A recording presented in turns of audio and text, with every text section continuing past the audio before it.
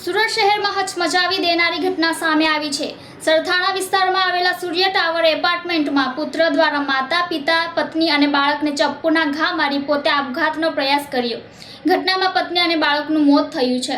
સુરતના સરથાણા વિસ્તારમાં સામૂહિક હત્યાની ઘટના સામે આવી છે। સૂર્ય ટાવર સોસાયટીમાં દીકરાએ માતા, પિતા, પત્ની અને બાળકને તીક્ષ્ણ હથિયારના ઘા માર્યા બાદ પોતે પણ ગળાના ભાગે ચપ્પુ માર્યું।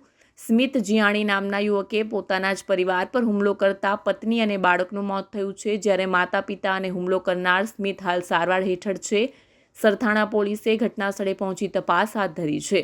પરિવારમાં અંદરોઅંદરના મનદુખના કારણે બબાલ ચાલતી હતી, જેને લઈ સ્મિતે ઘટનાને અંજામ આપ્યો હોવાની ચર્ચા હાલ ચાલી રહી છે।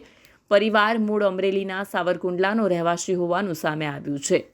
સરથાણા પોલીસ સ્ટેશન પાસે રાજહંસ સ્વપ્ન બિલ્ડિંગ છે, એની અંદર સૂર્યા અપાર્ટમેન્ટ છે।